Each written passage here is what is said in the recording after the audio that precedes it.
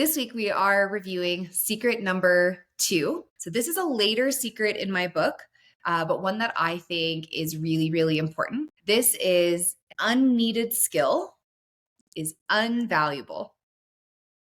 Not invaluable, valuable. The reason this is important is I'm going to use the adage of if a tree falls in the forest and no one is around to see it, did it really fall? If you have a skill and no one around you really needs it, is it a skill? Is it valuable? Sadly, the answer is no, right?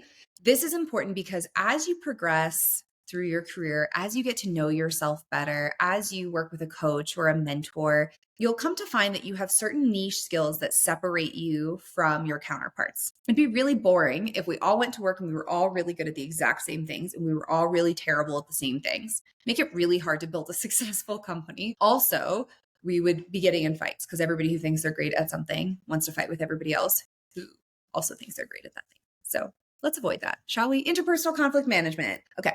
When you understand your unique skill set, what you bring to the table, it's going to set you apart from your peers. However, if it's not a skill that's important to your leadership, your company, their culture, where they're going, their vision, it's not going to help you progress. And the reason that this is important is because this means you have to have good company and team alignment to see the success that you want.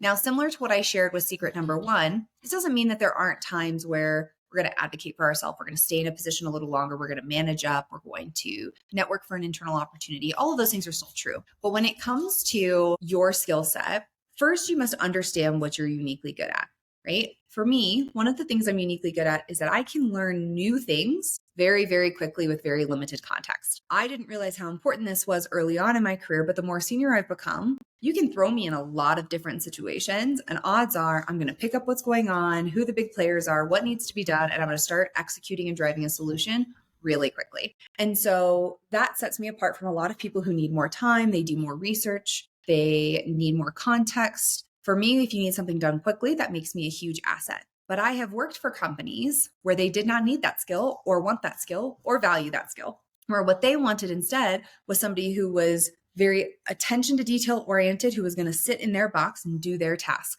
That is never going to be me. I want to be thrown in the deep end. I want something new to do. I want something fun to focus on that we haven't focused on before. I want a challenge to solve. I want a problem to solve. If you don't align your skill with what the company is looking for, with what the team is looking for, it's going to chafe.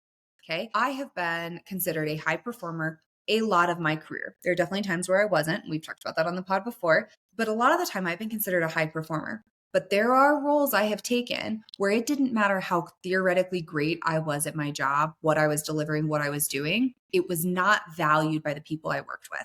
And that ultimately makes you a low performer. And so when you are looking for jobs, when you are doing internal transfers, when you are looking to get promoted, you need to make sure that the opportunities you are targeting have a good alignment with the values and appreciation of that hiring manager, company, and team. Now, there's a lot of ways to do this. Tactically, this is going to be asking the right questions in an interview. This is also going to be understanding your skills so that you can ask the right questions. And this is going to be a little bit of trial and error when you're first starting out. But once you learn what you're good at, you can hone in on what size companies appreciate that, what type of culture tenets they need to have, what the leader needs to be like in order for you to thrive.